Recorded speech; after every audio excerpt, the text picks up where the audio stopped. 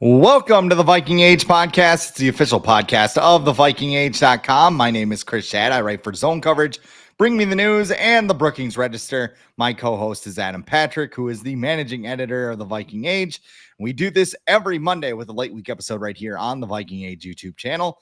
We're also in podcast form on Apple and Spotify the very next day, but however you consume us, make sure you like, comment, share, and subscribe so you never miss a new episode and we can spread the word to the masses. Adam, I thought today would be a easy episode, just kind of ease into the season, look at the week one matchup with the New York Giants, but this is Vikings football. So welcome to the fire hose. Have yourself a drink because Mike Zimmer decided to drop a pipe bomb on Saturday afternoon. So, yeah, Mark Craig dropped the article, but it was pretty, it was entertaining. It was everything that I think a lot of people hoped it would be. Yeah. It was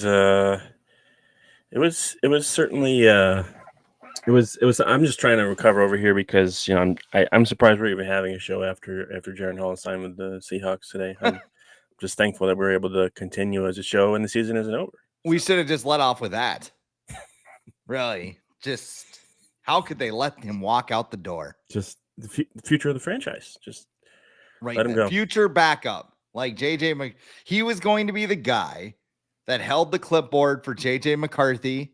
And then if he ever went into a game, we were going to be like, how is this guy an NFL quarterback? We don't understand. Future Chase Daniel. Future clipboard holder. And Chase Daniel turned out okay. He was on a whole bunch of teams as a third string backup and made 40. Now he's got his own podcast. I think he made over $40 million and he started 5 games in 12 years. So pretty good. That's the dream, really. People shit on Sean Mannion. Like, why don't you go be a coach? It's like, have you seen what coaches make? Right. Yeah, I got one more in me. Okay. All right. That's fun. But outside of backup quarterbacks, let's talk a guy who fought with his starting quarterback a lot. Like you mentioned, Mark Craig of the Minnesota Star Tribune dropped the article on Saturday. And basically everybody from Rick Spielman to Chris Boyd to Paul Allen got thrown under the bus in the article. Not a lot of surprises, really, when you think about it, because Mike Zimmer is a crusty old man that has a ton of grudges, and we knew that. Like I said, none of this is surprising. Like, I think people were reading. I looked at it. You sent me clips. I didn't know the story was out, and I thought it was a parody article because I'm like, wow, that's hilarious. And then I realized it was an actual article and I was like, oh, holy shit. So I don't know what we kind of want to do with this. I could drop some quotes from this masterpiece. We can kind of go over it and see, kind of see what you think. But there's a lot to unpack here. Yeah, there is a lot. And I think there's a lot of fans who came away like, oh, I can't believe him. He didn't take accountability or anything for, getting fired. But if you followed Zimmer at all during his, not even just with the Vikings, his entire, that's who he is. He's never going to be the guy that's like, yep, I screwed up. It's my fault. And to be fair, a lot of times, he's right about, players not performing well, his GM not giving him the right guys. But there's also on the flip side, too, where you have to be a head coach and you got to figure out a way to, get those players to play well and work better with the GM that you might disagree with every now and then to get the players that you want, whether, there's one decision that bothers you. Maybe they went out, maybe the GM goes out and gets a certain free agent quarterback that you don't really want them to get. So, but you got to figure out how to make that quarterback part of your team and get the most out of him and help him help your team, where it seems like Zimmer was just basically like, well, if I don't get my way, then I'm just going to, sit here and complain and blame everybody else. But that's how it was. He got fired for the same reason he was hired. because he was blunt. He told you like it is. He took no nonsense. And that was the complete opposite of Leslie Frazier, who was the head coach of the Vikings right before it. So the Vikings went with him, took a chance on him, did really well the first 4 years. Second half of his tenure just went in the gutter due to a lot of things. But yeah, in the end, he got fired basically for the same reason he got hired. So this article starts in 2022, right after Mark Zimmer. It's Mark Craig and Mike Zimmer. So you're going to have to pardon me if I do this. We also have on the SDSU beat, we have Matt Zimmer over at South Dakota Live. So he's like the big head lead writer for Jackrabbit football. So a lot of names being taught, a lot of M's being tossed around in my head. So you'll have to excuse me. Yes. It started in 2022 when Mike Zimmer got fired, and they basically said, "Hey, what was that day like?" And he says, "They asked me if I wanted to address the team. And I said, hell no, they got me fired. I didn't know it was supposed to go to HR and sign out or whatever. No one told me. I just got all my stuff, got in my truck and left. I can tell you I've not watched one Minnesota game since." Again, nothing real shocking. Just, and I think it shows like just the bitterness too. Because I think we're going to find out that last year he was a very bitter old man. Yeah. But still is. Yeah. He was when he got hired. Yes. But I mean, and a lot has happened in his life where he has a reason to be angry and bitter. But there's some people who approach it a different way and try and make the most of everything. And, like that's got to be exhausting to sometimes to just like have things like that constantly bother you. But maybe that's why he cuts them out of his life. Like we didn't mention yet, but the Terrence Newman, him participating in the tell-all or whatever about Mike Zimmer with Go Long, Tyler Dunn, and Zimmer calling him like, "Hey, what the hell?" And Newman's like, "Well, that's how I felt," and so Zimmer's like, "Fine, we're done." So like that's probably how he solves things, and that might work in a different job or in your personal life, but in a job where you're the head coach and you're responsible for more than 50 players and coaches and front office people, you can't really be like that, So yeah, it's just. I mean, here's the quote too that gets me. Like if we're just kind of going, because again, I'm not really sure how to attack this because it's just so meaty that there's a lot. You like, it's like a rack of rib. You're not sure where to like start eating and like dissecting. This is an article sometimes like, I don't know if it's like The Athletic or other places. Typically, they would divide it into like 2 or 3 just because there's so like Tyler Dunn. He did that, I think, with his he divided it in 2. Like, but this one was just everything's drinking from a fire hose, like I mentioned. You mentioned Terrence Newman and all that stuff. He says this about other people's criticisms: "I can take people shooting arrows at me. I'm a big boy. If I get fired, I get fired, but you need to go out and play good and do what you're supposed to do." He then lists like it's like the list of Jericho, but it's like Mike Zimmer and it's like everybody that hit him wrong. So like he goes after Chris Boyd, who we've been huge Chris Boyd fans on this show. Begging for a Pro Bowl spot by offering autographs, but Chris, like Eric Hendricks, begged for a job with Mike Zimmer, but we won't go too far into that. Linval Joseph's back too. Yes, and Dalvin Cook too. He wasn't as public. Those guys weren't as public as Hendricks was. Well, and Linval wasn't there when he got fired. He got released a couple years earlier, and then Dalvin Cook was there, but I mean, he was busy, rehabbing his bionic shoulder. So there's that. He says about Chris Boyd, he said something about me. I'm like, dude, you had more special teams penalties than anyone I can remember. In all fairness, Chris Boyd had a tight butthole while he was playing. At least that's what he said throughout in Patrick Peterson's podcast. And everybody's buttholes were tight, and maybe his was, he just didn't know it. Maybe, when you're around a bunch of people with tight buttholes, like you're like, oh, well, this is just what's normal now. We're going way into the weeds. I don't here. even know where is Chris. Is he on a team right now? Is he on? No, he's not. Which is also kind of funny, where he's like, "I loved you, Zim. Like, what's going on, man? You got a spot like, on the Cowboys? you guys got a job anywhere? Just yeah. People loved him on the team though too. Like he was like one of the Chris most Boyd? popular players. Yeah, he was one of the most popular players in the locker room. But like on the field, he was little.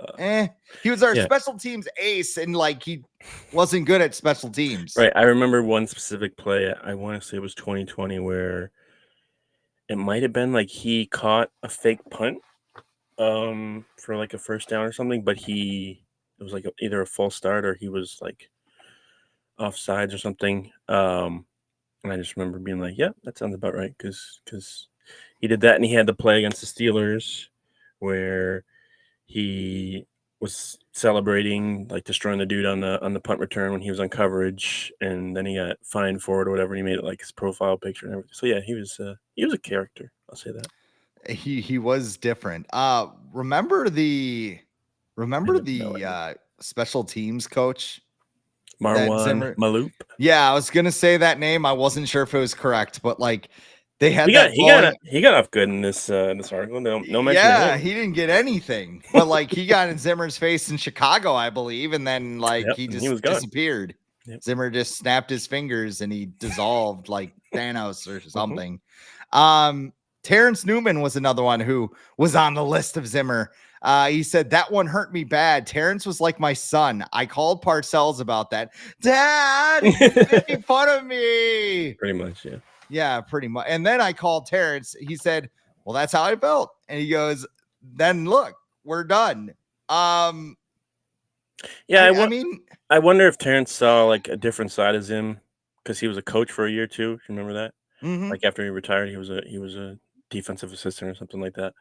So I wonder if he saw like just the behind the doors. Maybe Zim, wasn't not that he was nice in front of the doors, but like even more like talking behind guys' backs and stuff. Like I wonder if he didn't like how everything went down. And then he was only there for a year, so he was probably just like, I'm good. I don't need to do this anymore. So yeah.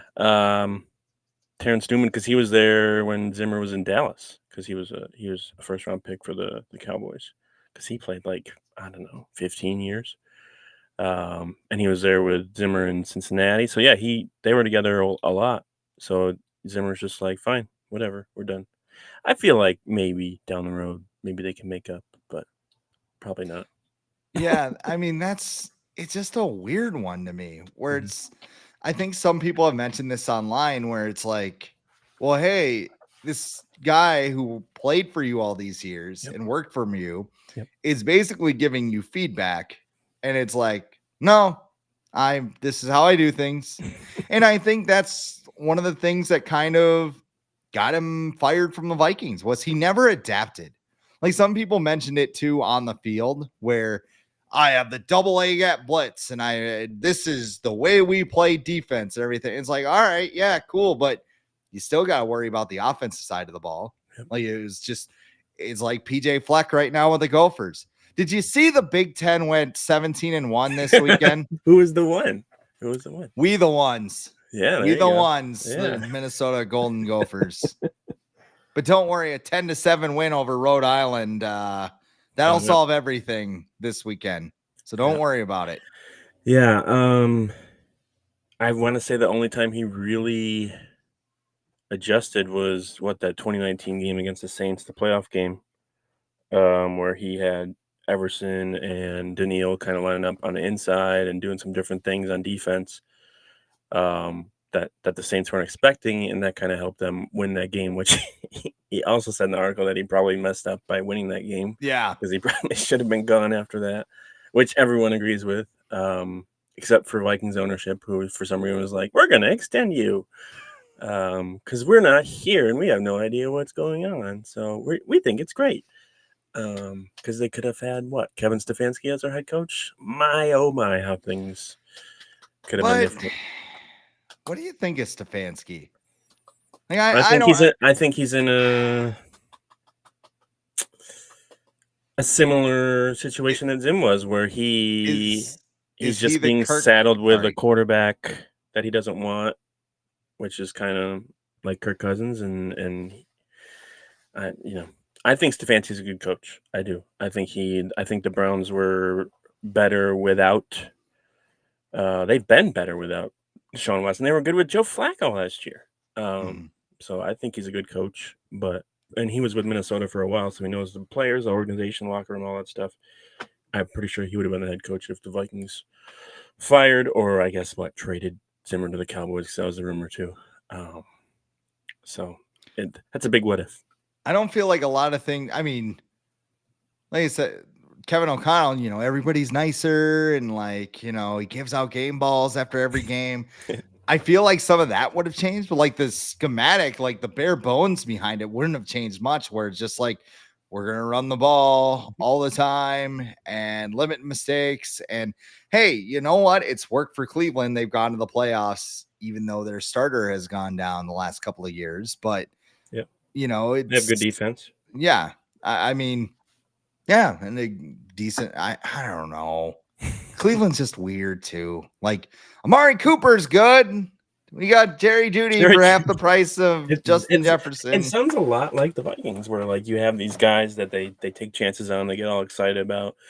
Think back to, like, I don't know, Charles Johnson and Jerome Simpson and all those guys, where you're like, they're good. They're gonna explode with the Vikings, like Greg Jennings and all that stuff, and it just never worked out. But I don't know. I wasn't Kevin Stefanski the coach of the year last year? Yeah, he was. Yeah. Second time in the last 3 years too, I think. And I heard he was on the hot seat today, so I'm like, what? What? He might be. I mean, Matthew Collar was out there and be like, this offense doesn't look good. And everybody's like, you shut your mouth. Yeah, and they don't have Nick Chubb either. He's still working back. Yeah. But yeah, I don't know. The Terrence Newman thing is interesting because it seems like they were good friends for a long time, and Zimmer, like I said in the beginning, maybe his coping mechanism or whatever is to just move on from people and then trying to solve a problem. He just get rid of them, which he kind of did in his coaching career too. You look at John DeFilippo, you mentioned Marwan Malouf, Norv Turner, who resigned, but pretty sure Zimmer was like, yeah, you can just leave. A number of other coaches as well. Last one, though, that was really interesting to me was Paul Allen, who, over to the ranch, hanging out, getting all the info, great friends with Zim until he said he snapped during an altercation with Kirk Cousins. Zimmer said, that's not even inside information either. You just no, watch. I think everybody watched the tape and said, that doesn't look like a celebration. Right. It looks like he wants to fight. But he goes, hey, I pushed Kirk back pretty hard too. But I didn't just like what PA said. We're supposed to be friends. Why you got to talk to me? Unfortunately, I hold grudges. That's just how I am. Which is why he hasn't talked to Rick Spielman since they both got fired. Spielman has reached out to Zimmer, but Zimmer just didn't respond, which seems like something how old is Mike Zimmer? 60. Close 68, 67. 60 to 68. This sounds like something a 28 or 9-year-old would do if they're in a fight. The 2021 draft, as we all suspected, was a big boiling point. Spielman wanted a quarterback. Zimmer wasn't sold.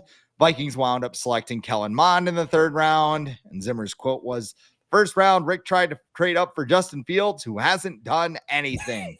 Not wrong. When he picked Mond, I walked out of the room. I left the building. I didn't even talk to him on the phone. The next morning, Zimmer told Spielman they drafted 4 backups when we had guys there who he thought were starters. Now, I did go back and look at the 2021 NFL draft around that, those picks. There was Nico Collins there. He's pretty good.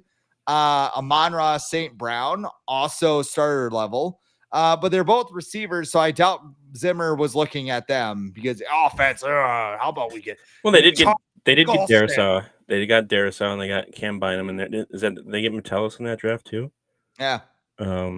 So I don't know what hand Zimmer had in those, but yeah, you can kind of notice, in the first 4 years, the drafts, like you can tell that Zimmer had like a pretty good amount of input in there. What? Quick stopping you. What Sorry. happened?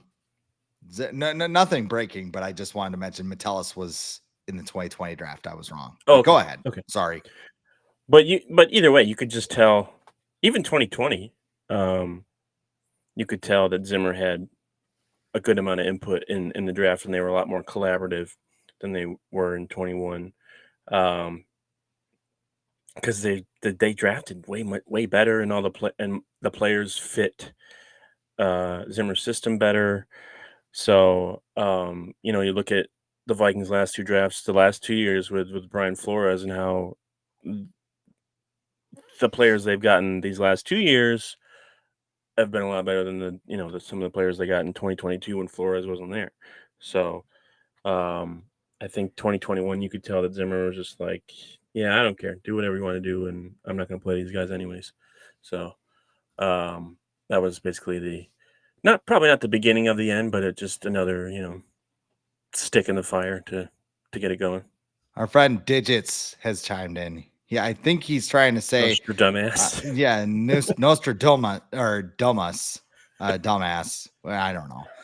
I'm sorry. I'm so out of it right now. But he says Zimmer is Nostradamus, not Nostradamus. You know what? I mean, there were He was a good coach. Beginning, and we'll get to that. Like, I want to get to that later, but like, there were players that Zimmer took a chance on that turned out being like when we signed Linval Joseph, I'm like, who the hell is that? Yeah. Like, that was a guy that was identified. Everson. Anthony Barr, Everson Griffin's another one. Anthony Barr is another guy you look at, and he was a 3-4 linebacker. Everybody thought he was going to rush the passer. Zimmer's like, no, you want to use him like a coverage linebacker, which I don't know if that was the right move, but teams have tried to use Anthony Barr as an edge rusher since, and it hasn't worked out. Kendrick's second rounder. Yeah, I mean, there are like 3 or 4 defensive Ring of Honor candidates. Oh yeah. That Mike Zimmer has developed. Like you mentioned, Harrison Smith, Xavier Rhodes, Eric Kendricks, Anthony Barr, all those guys. So I mean, he was a good coach, and he got them to the 2017 NFC Championship game. Yes, I know what happened in that game, and I'll talk about this in just a second here. Like, I'm still trying to just go down the timeline and work our way down there, but like the end of his tenure, he basically blamed Kirk Cousins for his defense going to shit, which is, again, nothing surprising. He says, we're averaging 10 wins a year, playing really good defense with some other quarterbacks who weren't as talented as Kirk. Then we paid Kirk a lot of money and ended up having to get rid of some guys on defense, and we're able to get the ones that we needed. The Vikings released Xavier Rhodes and Linval Joseph in 2019. Danielle Hunter and Anthony Barr both got hurt in 2020, and the defense basically fell apart. But the problem with all of this is that when things, Mike Zimmer and Kirk Cousins were a lot alike, I think, in the fact that everything had to be perfect around them.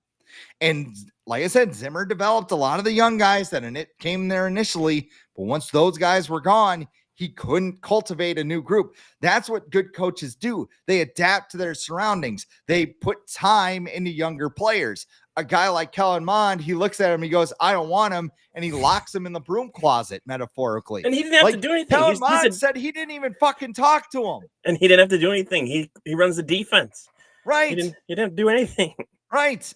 I mean, Kirk Cousins is like, he didn't want Kirk Cousins. Okay, he's your guy, though. Like, you need him to score points for you. Why does it take 4 years to have a meeting with him every week to go over, like, this is what I see, this is what could help you?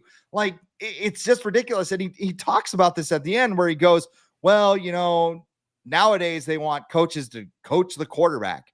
Well, yeah, that's kind of a prerequisite because they're paying the guy $55 million a year or whatever the hell it is. Like, he never adapted.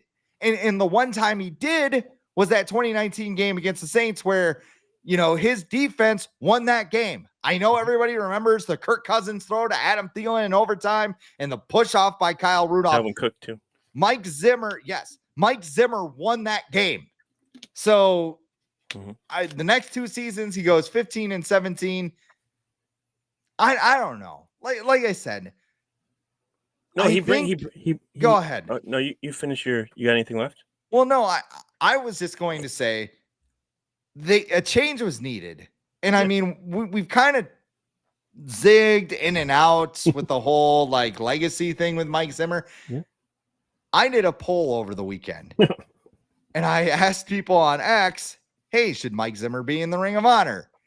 And 82% of people said no. Yeah. And, you go on, you look at everything on X, you see people talking and they're just like, yeah, Kevin O'Connell went in there and he was nice and he got him to 13-4. I said, Mike Zimmer is not letting Daniel Jones kick the shit out of his defense in that game. And everybody's like, well, they would have went 8-9 and they wouldn't have even gotten there. And you know why Kevin O'Connell won 13 games? Because he had a horseshoe up his ass. He had a horseshoe up his ass in year one. They had so many crazy, every little bounce that Mike Zimmer complained about, Kevin O'Connell got in year one. And it's not because I think Kevin O'Connell is an excellent coach. I'm not bashing him at all. No, I'm bashing that roster because a lot of the guys that they tried to sign, they were okay. They were fine. They were at the end of their careers. They needed a full change.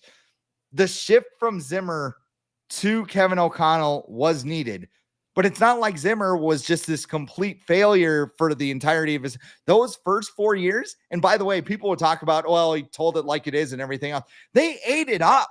They loved it. When Teddy Bridgewater got his head taken off in that game against the Rams, Mike Zimmer's running on the field threatening to murder Jeff Fisher or whoever had the hit as well. Yeah. And he's just like, I'll kill you or whatever. And he's like, yeah, that's my coach. He's angry. He's an old man. We love it. That's and Dan then Campbell these days, right? That's kind of Dan Campbell. Everyone loves him because he's so brash. But Dan Campbell's more. He's a player's coach. He's got a teddy bear persona.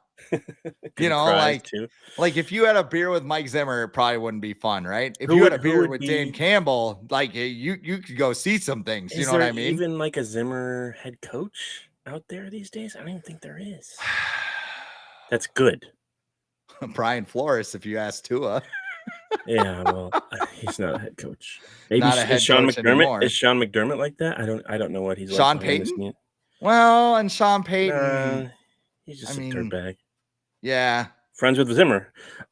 People liked playing for him, though, for the most part. Yeah, the thing with Zimmer about all the stuff that he mentioned in this article, which he was correct about, he also did the same thing that he never did when he was coaching, which was provide another solution.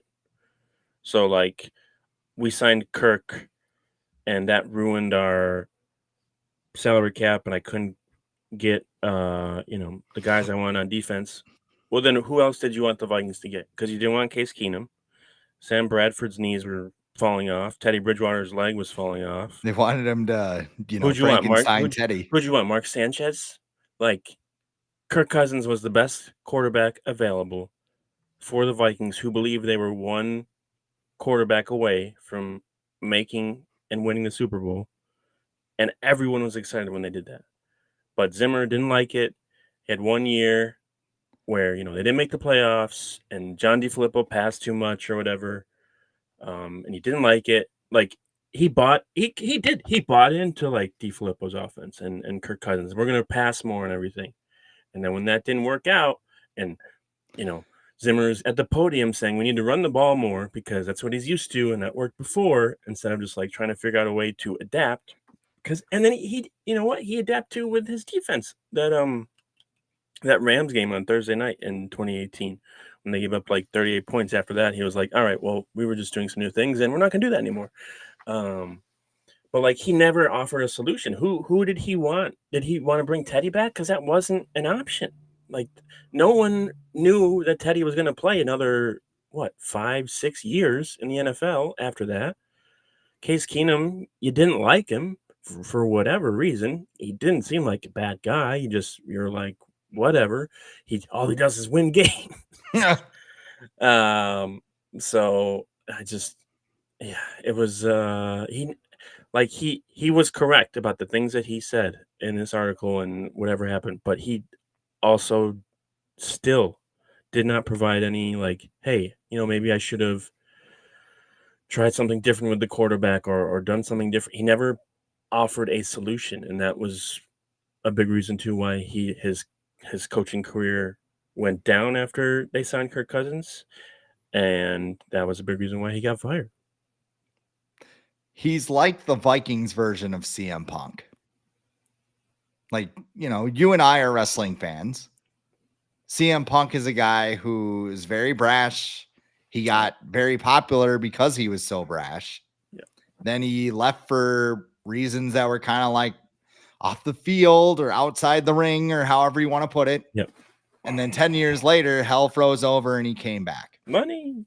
Yeah, a lot of money. I mean, there won't be money involved with the Ring of Honor, but I mean, people like that was the number one answer when I brought this up. He's not going to go until he's dead. I told you this when I told right, you. Correct. It's not going to. And that sucks, but he's not going to go in for like 20 years. But I mean, here's the other thing too. I think a lot of people remember how it ended, and it ended very poorly. Yeah. But at the same time, no, he got shredded by Nick Foles in the NFC Championship. Yeah, I'm mad about that game too. But let's go back. If we want to use that as criteria, kick Denny Green out. You know why? Because he had a nuclear warhead offense in 1998, and he took a freaking knee at the end of the regulation in the 1999 NFC Championship game. Yep. Had the ball, time running down. Let's play for overtime. 2 years later, he played in another NFC Championship game. You know what the score of that was? Because it was 41-0. In the first half. Yeah, mostly in the first half. They got destroyed. Yeah. So, and by the way, Dennis Green also didn't have a clear divorce from the Vikings, because if you look at his autobiography, I believe there was, I can't remember what exactly it was, but it was something about getting ownership in the team, or, thinking people were going to try and get him fired. Well, he had a falling out with Red McCombs, and he was just like, whatever, see you later.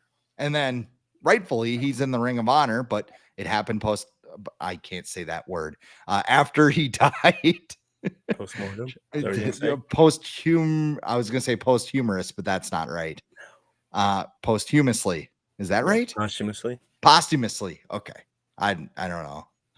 I'm a writer. He's but yeah, I mean, we take Bud Grant out. 4 Super Bowls, he lost them all. So you want to get upset about 2017, and you should be. I mean, I don't know. I mean, I think he's one of the more noticeable coaches in team history. And I think, like you said, it might be one of those things where maybe it's 10 or 20 years, he's long gone, and they say, hey, we should put him in, and maybe Kevin O'Connell is so good that Zimmer kind of looks like, yeah, you won a couple division titles, but he ain't no KOC. To be fair, I would put good money on a lot of people that responded on your poll as being on Twitter or X on 2018 or later, when things started to go downhill. I was on there. I was on Twitter on 2009. So I was on there throughout the whole Zimmer run. Everyone loved him and everything. Like, I think if you asked people more who are our age, who followed the Vikings more closely during the first half of his tenure, I think that that poll would be different. So maybe you should do it on Threads, see if it's any different. I did. It was like 70% no. All right. Oh, okay. So okay. I don't know. I'm going. Let's see. Is there like an older social Facebook? Maybe. I haven't used my Facebook account in like years. Yeah. It's a lot of recency bias right now. So like, because like if you put guys like Everson Griffin, Xavier Rhodes, Harrison Smith in the Ring of Honor, you have to put Zimmer in. Yes. You can't just not be like, he developed all of them. That guy that coached all these guys to be, Pro Bowlers and guys in the Ring of Honor. No, we're not going to put him in. And remember where this team was the year before Zimmer got in. Yeah. Dead last in defense. Very passive. They didn't really have an identity. Christian Ponder was at quarterback. Like, just not a lot of things going on. And they came in and they had a pretty good run. I mean, I know the 2018 team was a big disappointment too. I think Ted Glover kind of clapped at me saying like, well, actually the date was before 2019. And I'm like, you could make that argument, but he still got to the playoffs. And like you said, the Vikings won that game because of him. Mm-hmm. And like you said, maybe Dalvin Cook, but that was the game Well, plan. that was his Run the ball. philosophy. Yeah. Yeah. So I don't know. I mean, I'm not a Zimmer defender at all. The interview, I don't know. The whole thing is just kind of sad. I would have liked It's sad. I would have liked it to be video as well, because Yes. it would have been a lot more colorful probably. But yeah, I'm not surprised. I posted a clip. I want to say it was after the 2016 season when like he hurt his eye or whatever, and it was like an interview with Hannah Storm on ESPN, and he was talking about how like she was like, do you realize like you could go blind in like your eye or whatever? And he's like, yeah, I don't really care. Like I'm here for this team and to win the Super Bowl for the Vikings because their fans deserve it. And like people just forget that happened. Like that Zimmer was there. That's who that was before like the final year or two in Minnesota. That's who he was. So like he was if he left after 2017, then there'd be a lot. The opinions on him would be a lot more different. But I think he was in an uphill battle after. It's not even just signing Kirk.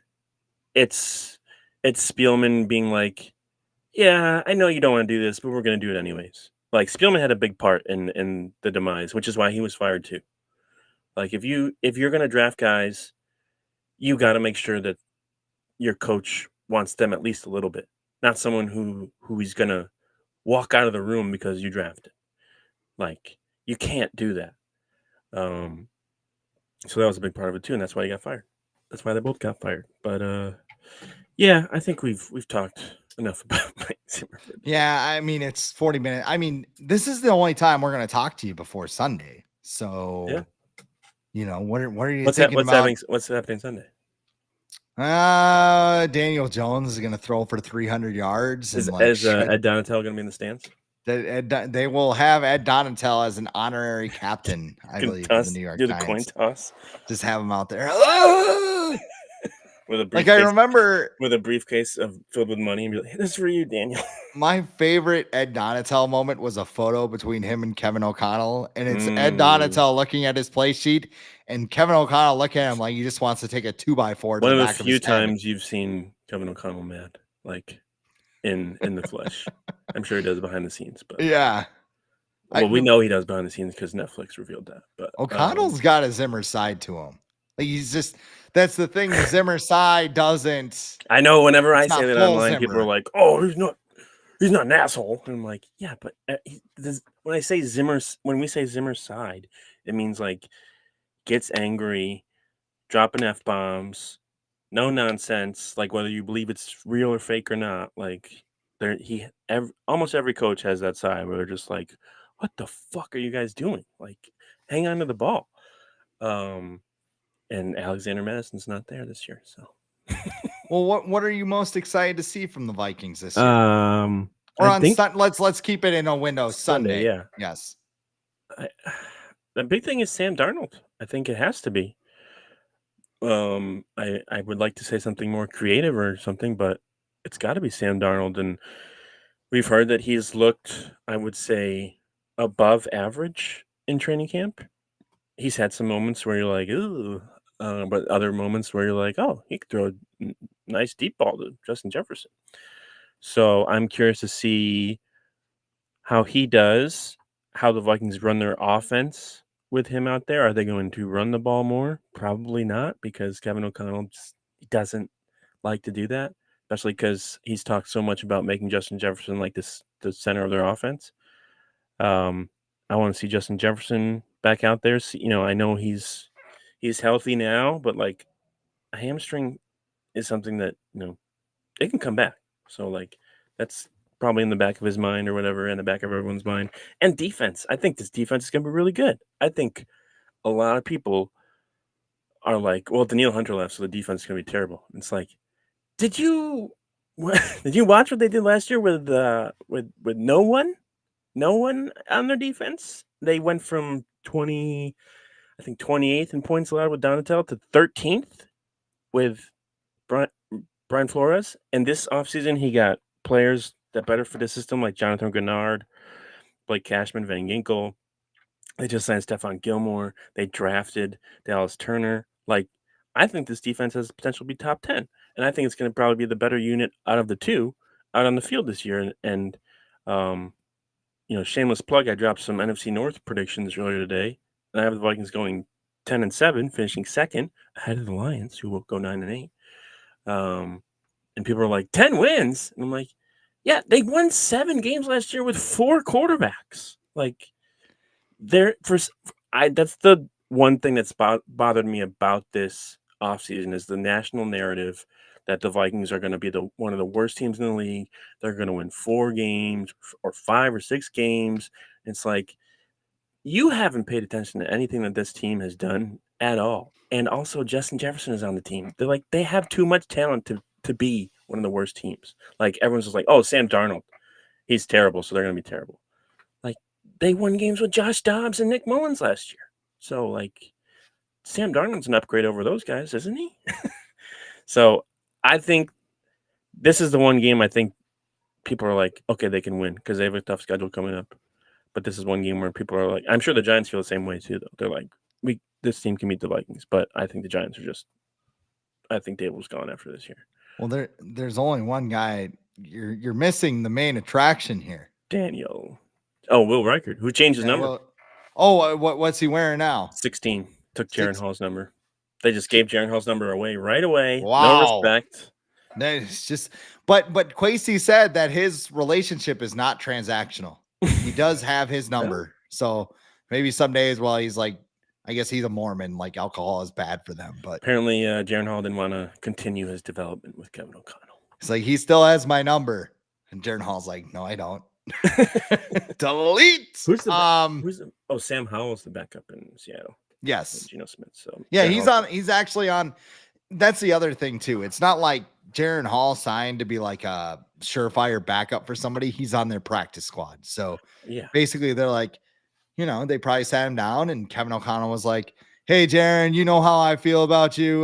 We really want to, here's this game ball to actually signal your cut from the team, but we would love to have you on the practice squad and whatever. And Jaron Hall's like, you guys cut me. I want to say it's closer to home. He went to BYU, so it's a little closer to there. Not obviously not right next door. Denver probably would have been like the better choice for that, or Vegas. Like we said too, it's not like they did him wrong by cutting him. He was drafted in the 5th round. Right. It's like people getting mad about Nate Stanley or something getting cut. Like, right. All right, who is the guy we signed again? I can't even remember his name now. Brett Ripon. If Brett Ripon starts a game this year, they're probably screwed anyway. Yeah, if Jaron Hall was going to start, they were screwed. Yeah. Did everyone forget like the Packers game where he had no idea? I think he threw for like 70 yards in the first half. Yeah. Yeah, it was a disaster. And Justin Jefferson was on the field too. It's not like he didn't have Justin Jefferson. Will Reichard, obviously, because I don't know. Like you said, you want to see it done in the regular season, right? If the regular season starts with no, my powers, I need my number back. Mm-hmm. That would be great. Does he switch back if he's sucking back to 46? Like Michael Jordan. I don't remember what he wore at Alabama, so maybe it was 16. Like 98 or something like that. 98. That's a cool kicker number. I know. It's such a random one, but you remember was it the punter? Was it Ryan Wright who wore like 68 or something in the preseason? Yeah. Like, crazy. I think you have to switch it before the season because there's like a certain range that punters and kickers can have for numbers, which is dumb. But we can have like a number 0 defensive end. Yeah. And Stephon Gilmore switched to number 2. Okay. Brian Asamoah took Louis Sean's number. That's legit though. 2 with Gilmore, yeah, because they have and what's his name? Shaq Griffin has number 1, so they got 1 and 2. 1 and 2. Interesting. Okay, I'm excited to see Aaron Jones. Yeah, you mentioned the running game. They're not going to turn into Mike Zimmer's Vikings, but I think Aaron Jones. They signed this guy. They think he can be like. Can they get more explosive plays out of that offense? Because last year it didn't happen with Alexander Madison. Didn't happen with everybody's favorite running back, Ty Chandler, either. Like say what you will about Dalvin Cook in his final year with the Vikings.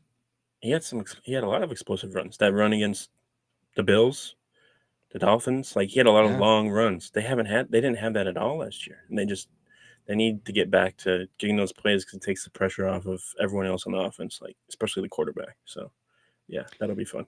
And I think the other thing too, you talked about the defense a little bit. I think if the Vikings are to win games and fulfill your 10-game prediction, they're going to have to go back to being a defensive team again. Yep. Like, and not like an extreme way, just, hey, the defense is going to set the tone. The pass rush has to show up. Like that is the number one key for the Vikings. I know they have kind of no-name guys in the trenches right now. They got those young guys. They got Levi Drake Rodriguez, who looks like he's in the bloodline. They got, a whole Taki Taimani, looks like he could eat a quarterback or whatever. Love the big fat dudes in the middle. He's not fat. He's just very big and he's very strong. Yes. If I called him fat, he would probably like launch me to the moon. Rip your head off. Yeah. Yes. I'm not meaning it that way, but you know what I mean? It's going to be that edge rushing group. It's going to be Dallas Turner, who I've said before, I love in this defense. It's going to be Jonathan Grenard. How does he look? Andrew Van Ginkel. Like that was the number one thing they did this offseason, revamp that pass rush room. Can they get pressure on Daniel Jones? Because if they can, he is going to wet himself. Like what we've seen it before when he is pressured in the preseason. I mean, they weren't even throwing stuff in. He's like, Also want to see the Malik Neighbors revenge game. Oh, it took you a second, but that's why Florida's turning in. I swear Malik Neighbors was going to be a Viking. What I heard on the street, the Vikings might draft a quarterback if they get a top 5 pick because I don't know. You hear that from Mike Zimmer? Yeah. So some little birdie told me. Before we go, we're going to talk about the most important news that came out. I believe it came out late last night, and then there was photo evidence today. Oh, yes. I actually saw a video from someone. What? Yeah. I'll tell you who. Inside sources. Yeah. But yeah, what happened? I saw it on Sunday morning, and Justin Jefferson was walking around in Anthony Edwards jersey. You know what? Forget the photo. The black Timberwolves jerseys. Yeah. Are they coming back? That's all I want to know. Because if they are, that whole uniform was good. Yeah. Like they could do the blue. Maybe they change the OAs or whatever to the black. Maybe make it because somebody said like they're doing a whole. They think they're doing a whole new rebrand or whatever because they look at the shorts in there. It's like a different logo or whatever. But yeah, what we're talking about is the infamous Randy Moss. It's not infamous. It's famous. Well, it's not like infamous would be like if it's a bad thing, like Gary Anderson missing a kick in the NFC Championship game. That's infamous. It's Gary Anderson doing. We're writers on this show, by the way. It's Gary Anderson doing the Dirty Bird in a Falcons jersey. Flipping everyone. Oh, shit. Check out this Dirty Bird. No, wow. But yeah, it's the photo of Kevin Garnett in a Randy Moss jersey and Randy Moss in the KG jersey. And it sounds like Justin Jefferson and Anthony Edwards have remade the photo. I'm curious to see like what it's for and where it's going. If it's for like Slam or something, that would be cool. Where did the original photo come from? I did the article for Bring Me the News yesterday. Sport Magazine in 2000. I thought it was ESPN, but it was Sport Magazine. Sport Magazine. Yeah, there were a whole bunch of really creative title. Right. What is this magazine about? I bet it's about sports. Well, Sports Illustrated. Too. What sport? Sport. Just sport. Just sport. Just one. like a country club. Yeah. Fans of sport. So that'll be interesting. Maybe it's the comeback of Sport Magazine. That's why they did it because it's making a comeback. Just magazines are big right now. I saw some magazines on my flight to San Diego, and there was an article about John Cena. I tried to read it, but there was nothing on the page. It was weird. Anyway, but yes, very exciting times. Very exciting times of the Viking age as well. We don't have I mean, I'm spiffy sure photo shoots, but on the next episode or whatever. But what do you think right now? Do you think the Vikings will win? oh yes. Yeah, I think they win. I was first numbers that went in my head were 13-10, but I think the Vikings That's score exactly a little what I bit thought. more. You think it'll be a nasty, dirty game, huh? He could be like 21-18, give him a little more points. And Kevin, Defenses okay, I take that back. usually We've seen 2 games with Kevin O'Connell, 2 game ones. The first one, they came out like a well-oiled machine against the Packers, and they just stomped them. Second game, they looked like they had not played football in 5 months. they dipped their hands in oil before the game. Yes, Couldn't hang on the ball. and then this one, I don't know. You have some new pieces. They Yeah, didn't I all think play. KOC's got something to prove too. After that playoff loss, I think he wants to just like get some revenge on Daniel Jones. Be like, this guy should not have beaten us the way that he did. So yeah, and they don't have Saquon Barkley anymore. He hurt the Vikings in that playoff game, and I don't know. It's really just Malik Neighbors, isn't it? Because Yeah, it's Malik Neighbors and an offensive line. who are there other? I don't think I can name because Darren Waller retired. He's the tight end, right? He retired. He had to because he had to make more music. And that music video, good lord. And then Darius Slayton, is he still there? I don't know. Wandale Robinson. There we go. I thought of somebody. Who even is 5'3" with an attitude. Devin Singletary's a running back. I remember from the offseason Hard Knocks. Oh yes.